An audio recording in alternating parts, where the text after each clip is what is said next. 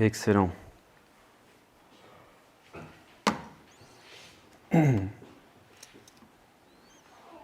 Vous savez, dans les temps particuliers que nous vivons aujourd'hui, avec cette pandémie, on peut se demander si Dieu est toujours aux commandes. Est-ce qu'il a toujours des plans pour la terre? Est-ce qu'il a toujours des plans pour l'humanité dans les temps à venir? Or, si on connaît Dieu, si on connaît la Bible, on réalise que Dieu a toujours été aux commandes.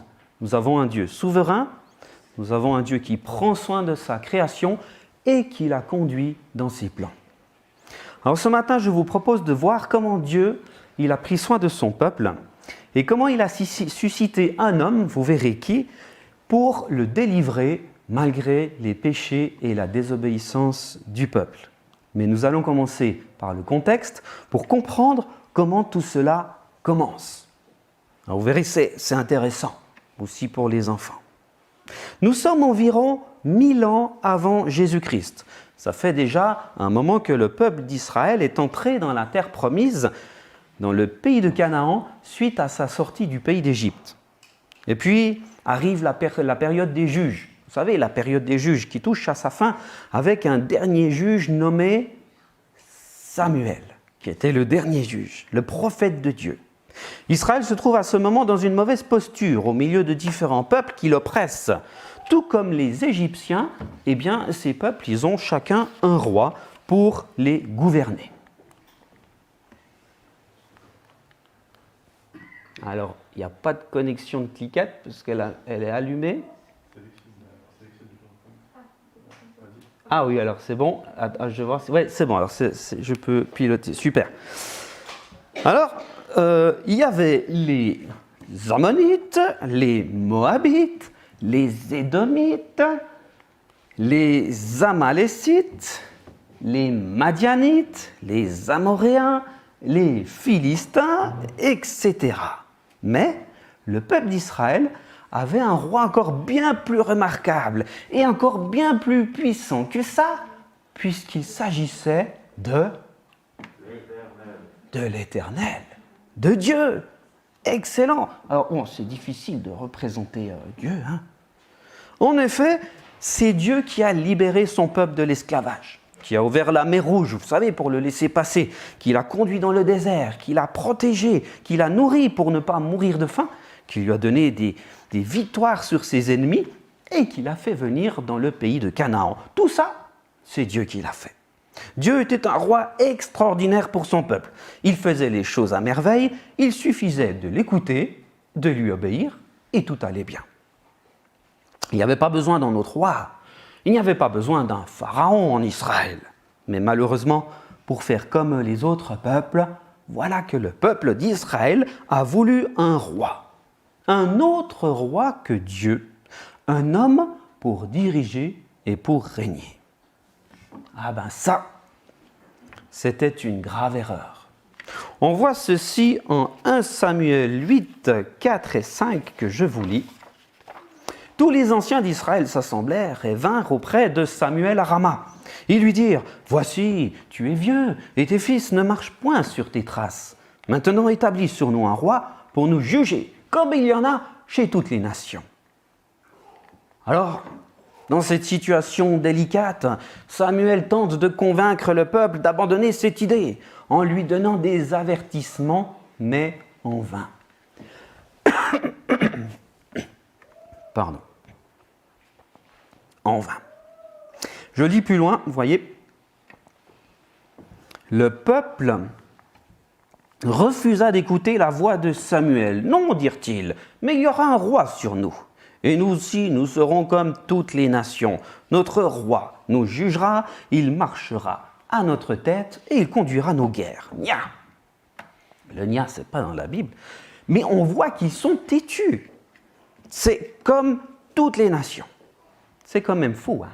Comment on peut se laisser influencer par les autres, vouloir faire comme les autres, vouloir aller à l'encontre de la volonté de Dieu. N'est-ce pas aussi un peu ce qu'on voit dans nos pays aujourd'hui? C'est bien ça? Non. Mais dites-moi, franchement, est-ce que ça vous est déjà arrivé de faire des mauvaises choses pour faire comme les autres.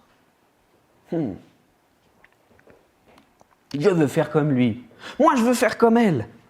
À vouloir faire comme les autres pour se sentir mieux, pour être bien vu de tous, pour se donner de l'importance. Est-ce que ça en vaut vraiment la peine? Pas trop. Il y aurait beaucoup d'exemples à donner. Fumer une cigarette, boire de l'alcool, fêter Halloween, porter des habits avec des têtes de mort parce que c'est la mode et tout le monde porte des têtes de mort, se moquer de quelqu'un, voler, tricher, regarder des images porno. Hein? Ah bah oui, aujourd'hui, ça existe partout, même à l'école. Et ouais.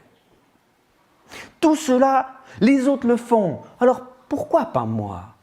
Pourquoi pas toi? Ben non. Il faut savoir dire non parce que c'est pas bien, parce que ce n'est pas pour moi. Et je ne veux pas obéir au monde. Moi, je veux obéir à Dieu. C'est vrai, nous n'avons pas à tourner nos regards vers le mal. Du coup, si tu es différent des autres, parce que toi, tu regardes à Dieu, peut-être que tu vas te sentir un peu seul. Ouais.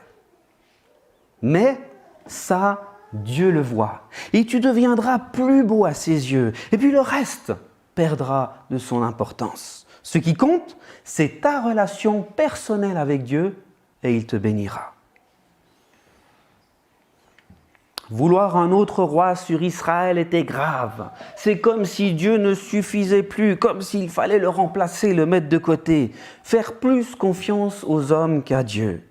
Alors certainement, Dieu était triste de ce choix. Et il l'a dit au Samuel, d'ailleurs au verset 7, « C'est moi qu'il rejette, afin que je ne règne plus sur eux. » Mais il laisse la liberté au peuple de faire ses propres expériences, comme Dieu l'a d'ailleurs toujours fait. Chacun fait ses propres expériences.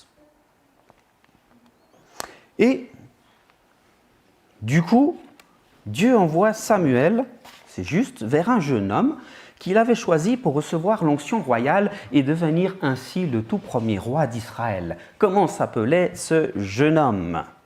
Il y a des enfants par ici. Vous connaissez la Bible. Il y a un petit piège. Ça commence par S. Il s'appelait Saül.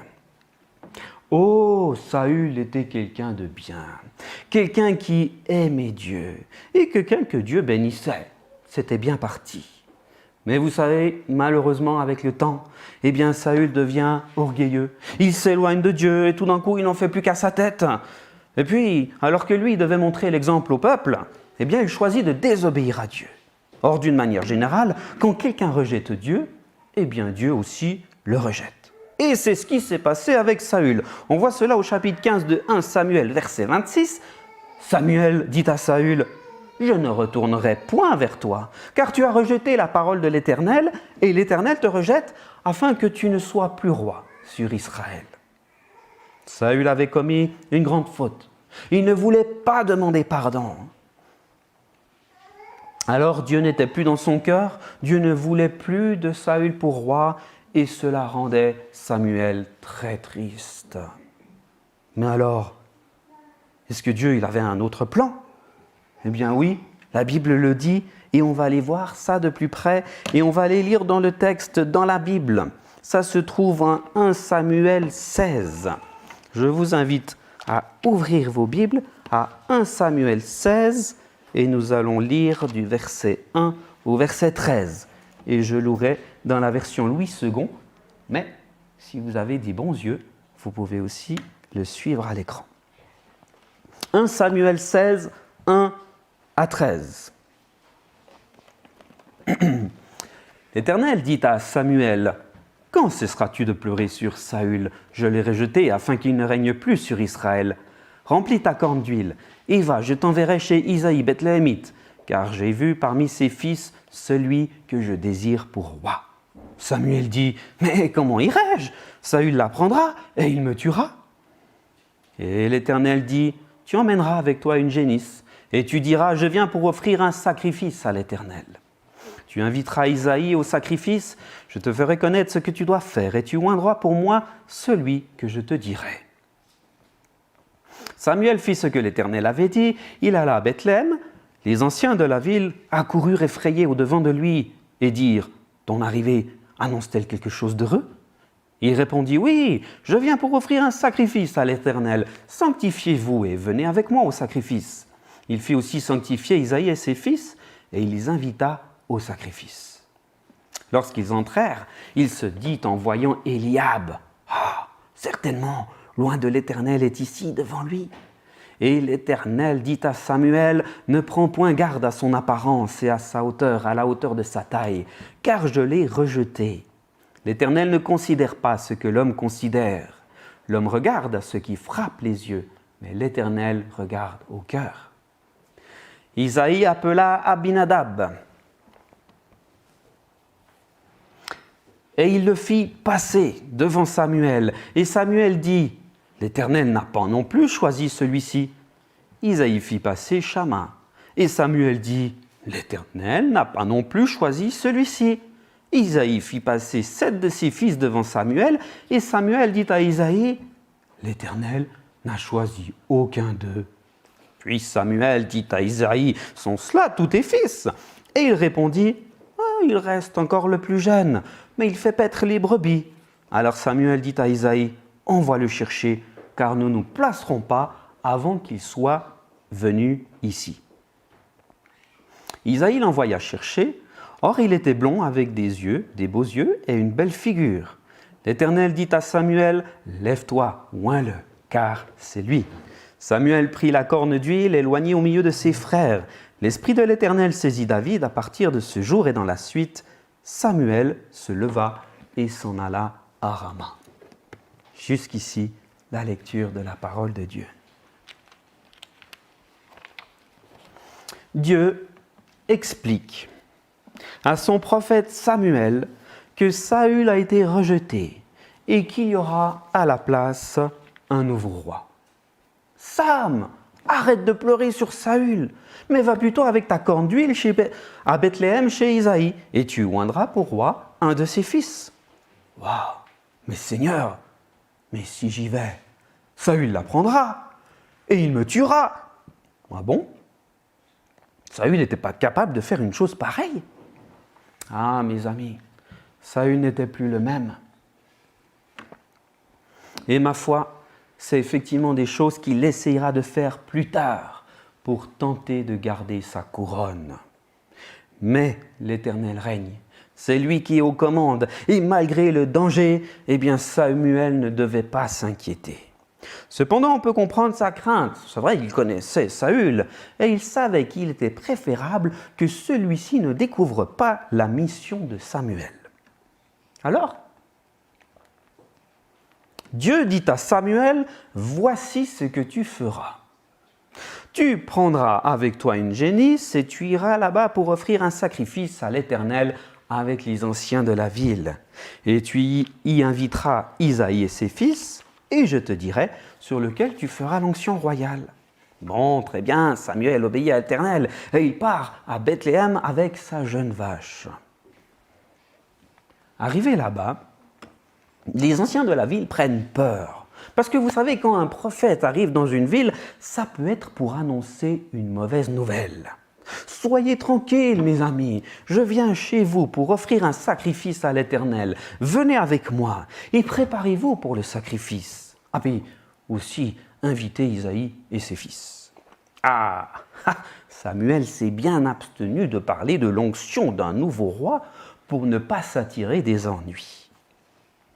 Une fois tout le monde présent, Samuel voit la grande famille d'Isaïe. Oh, c'était une famille de costauds.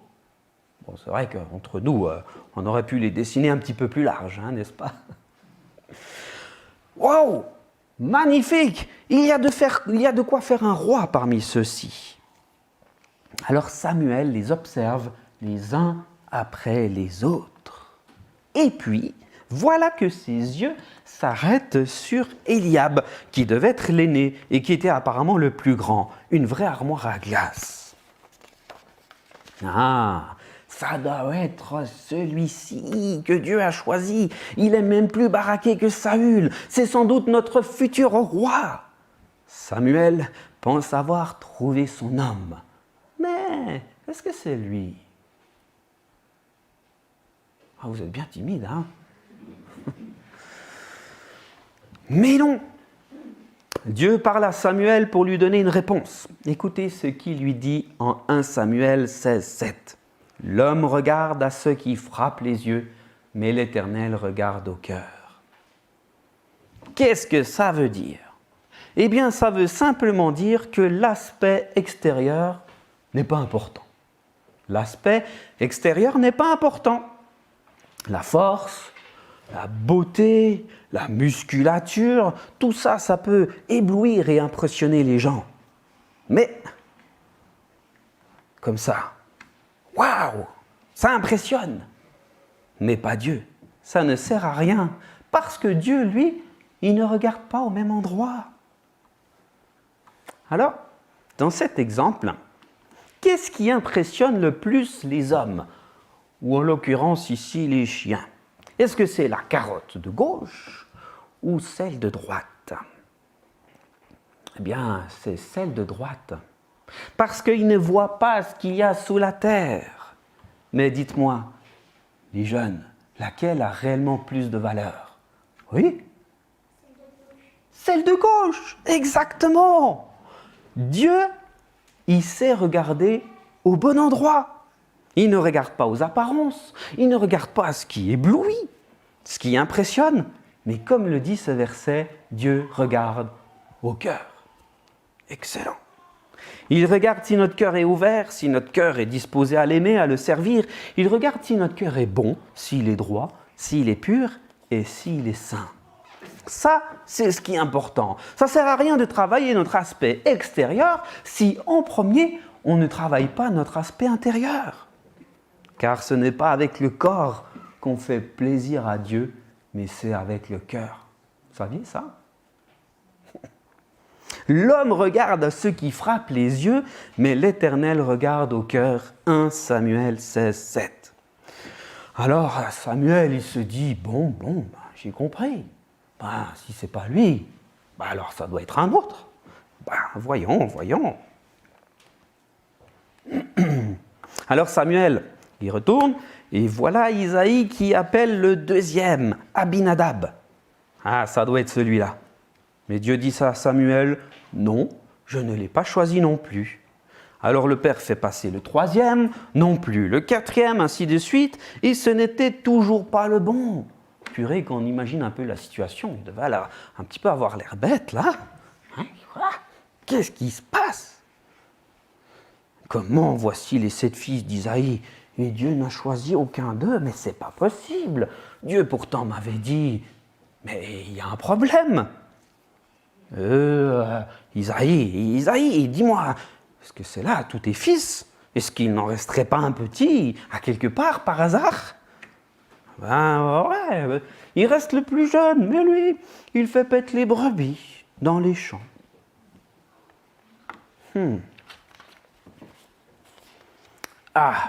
Tiens, un berger. Mais dites-moi, est-ce que c'est parce qu'il était berger qu'il ne serait pas assez bon pour être un roi? Non, il faut aller le chercher. Faites-le venir, nous ne bougerons pas avant qu'il soit venu là. C'est ce qui se passe. On va chercher le dernier fils qui était auprès des brebis dans les champs. C'était un beau jeune homme. Il était blond, ou bien il était roux selon les différentes versions de Bible, avec des beaux yeux et une belle figure. Son nom était David. Alors David laisse son troupeau de brebis et il part rejoindre les autres. Et une fois arrivé vers eux, l'Éternel s'adresse à nouveau à Samuel et lui dit « Lève-toi, oins-le, car c'est lui. » Waouh! Enfin, quel soulagement! Alors, voilà que Samuel prend sa corne d'huile et s'apprête à faire l'onction sur le dernier des fils au milieu de ses frères. Waouh! C'est fou ça, hein, quand on pense. Le petit dernier, celui qui s'occupe des brebis, le moins important. Et pourtant, c'est lui que Dieu choisit pour devenir le roi. Les choix de Dieu nous surprennent et je peux vous dire qu'ils nous surprendront encore. Il agit selon ses voies. Il agit selon sa volonté. Mais, de notre côté, il faut aussi savoir y répondre. Il faut pouvoir entrer dans les projets de Dieu. Il faut avoir un cœur disposé. Avons-nous un cœur disposé pour Dieu? Sommes-nous prêts à répondre à son appel? Vous savez, il nous appelle tout premièrement à devenir ses enfants. La Bible dit que Dieu veut que tous les hommes soient sauvés. Et donc chacun d'entre nous. Et ça, je peux vous dire que c'est bien mieux qu'une place de roi. Il s'agit d'une place au ciel. Alors j'espère que chacun ici a répondu à cet appel, a accepté Jésus dans son cœur, a accepté comme son sauveur, comme son Seigneur. Et ça, c'est le plus important. Si ce n'est pas encore le cas, pour l'une ou l'autre des personnes qui nous écoutent ce matin, ne restez pas orphelins. Ne restez pas loin de Dieu, mais approchez-vous de lui, demandez-lui de rentrer dans son royaume. Vous savez, la vie sans Jésus, elle est difficile. Elle n'a aucun avenir, elle n'a aucune espérance, surtout quand on voit le monde d'aujourd'hui vaciller et essayer de s'en sortir par ses propres forces. Ça va être difficile. Nous avons besoin de lever les yeux vers Dieu et nous avons besoin d'apprendre qu'il a des plans pour nous et qu'il veut nous y conduire. Ainsi, si Dieu a oint David sur roi d'Israël, eh bien, il aimerait aussi oindre tous ceux qui ne l'ont pas encore accepté comme héritier du royaume de Dieu. Mais ça, il faut y répondre et ça appartient à chacun. David, il a répondu présent. Il aimait Dieu et il était prêt à le servir en assumant sa tâche qui sera la sienne. Les frères, eux, avaient peut-être toutes les caractéristiques requises pour être rois, mais il leur manquait apparemment l'essentiel.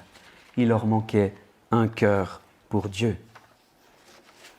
Alors c'est ainsi que Samuel exécute l'ordre de Dieu, il prend sa corne d'huile et il fait l'onction sur le petit dernier au milieu de ses frères.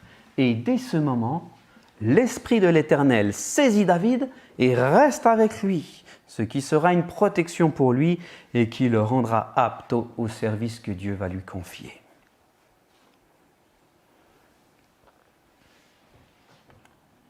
Voilà pour conclure. Eh bien, je rappelle simplement les 3 points clés que nous avons vus.